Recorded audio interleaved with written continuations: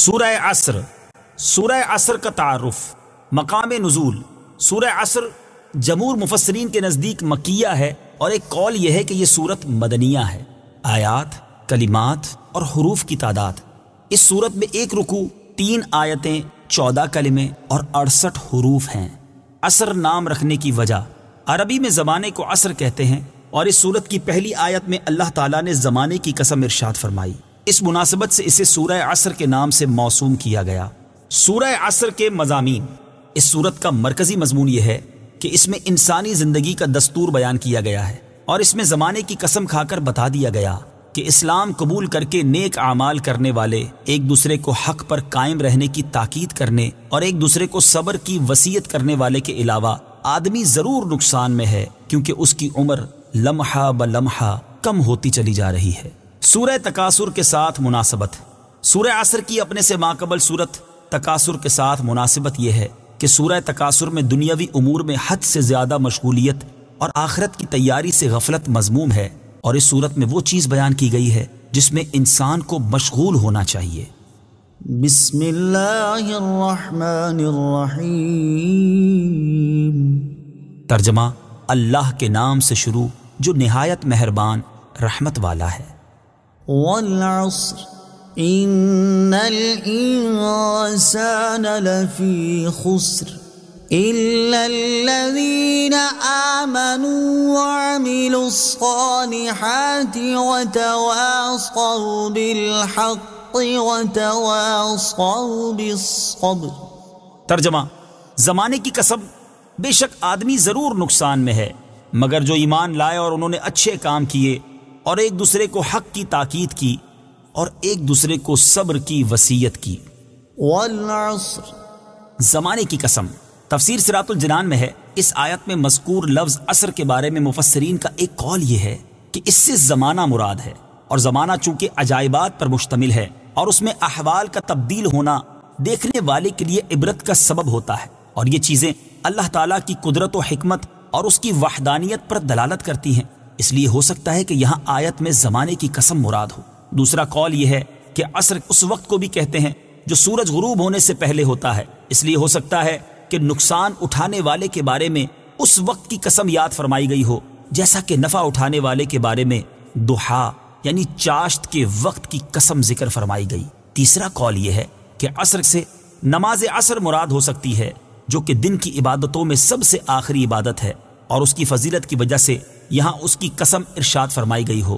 چوتھا قول یہ ہے، اور اسی کی طرف دل جھکتا ہے، کہ یہاں زمانے سے تاجدار رسالت صلی اللہ تعالی علیہ وآلہ وسلم کا مخصوص زمانہ مراد ہے، جو کہ بڑی خیر و برکت کا زمانہ ہے. تو جس طرح اللہ تعالیٰ نے لا اقسم بهذا البلد میں حضور پرنور صلی اللہ تعالی علیہ وسلم کے مسکن و مکان کی قسم یاد فرمائی ہے، اور جس طرح لعمرک فرما کر آپ صلی اللہ تعالی علیہ وسلم کی عمر شریف کی قسم یاد فرمائی، تو اسی طرح یہاں والعصر فرما کر اپنے حبیب صلی اللہ تعالی علیہ وآلہ وسلم کے مقدس زمانے کی قسم ارشاد فرمائی. اس سے معلوم ہوا کہ سید المرسلین صلی اللہ تعالی علیہ وآلہ وسلم کا زمانہ سب زمانوں سے افضل، رسول کریم صلی اللہ تعالی علیہ وآلہ وسلم کا شہر سب شہروں سے افضل، اور آپ صلی اللہ تعالی علیہ وآلہ وسلم کی عمر مبارک سب کی عمروں سے افضل ہے. اعلیٰ حضرت رحمت اللہ تعالی فرماتے ہیں، وہ خدا نے ہے مرتبہ تجھ کو دیا، وہ خدا نے ہے مرتبہ تجھ کو دیا، نہ کسی کو ملے نہ کسی کو ملا، کہ کلام مجید نے کھائی شہا، تیرے شہر و کلام و بقا کی قسم. ان الانسان لفی خسر بے شک آدمی ضرور نقصان میں ہے. تفسیر صراط الجنان میں ہے، اس آیت اور اس کے بعد والی آیت کا خلاصہ یہ ہے کہ اللہ تعالیٰ نے قسم ذکر کر کے فرمایا کہ بے شک آدمی ضرور نقصان میں ہے، کہ اس کی عمر جو اس کا سرمایہ اور اصل پونجی ہے وہ ہر دم کم ہو رہی ہے، مگر جو ایمان لائے اور انہوں نے اچھے کام کیے اور ایک دوسرے کو ایمان اور نیک عمل کی تاکید کی اور ایک دوسرے کو ان تکلیفوں اور مشقتوں پر صبر کرنے کی وصیت کی جو دین کی راہ میں انہیں پیش آئیں، تو یہ لوگ اللہ تعالیٰ کے فضل سے خسارے میں نہیں بلکہ نفع پانے والے ہیں، کیونکہ ان کی جتنی عمر گزری وہ نیکی اور طاعت میں گزری ہے. اسی طرح ایک اور مقام پر اللہ تعالیٰ ارشاد فرماتا ہے، إن الذين يتلون كتاب الله وأقاموا الصلاة وأنفقوا مما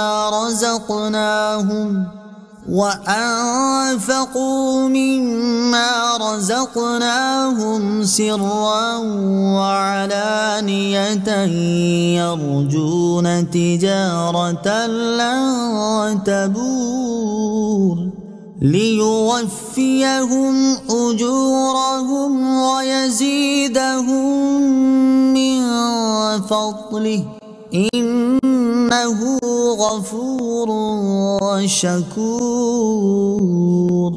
ترجمہ: بے شک وہ لوگ جو اللہ کی کتاب کی تلاوت کرتے ہیں اور نماز قائم رکھتے ہیں اور ہمارے دیے ہوئے رزق میں سے پوشیدہ اور اعلانیہ کچھ ہماری راہ میں خرچ کرتے ہیں، وہ ایسی تجارت کے امیدوار ہیں جو ہرگز تباہ نہیں ہوگی، تاکہ اللہ انہیں ان کے ثواب بھرپور دے اور اپنے فضل سے اور زیادہ عطا کرے۔ بے شک وہ بخشنے والا قدر فرمانے والا ہے۔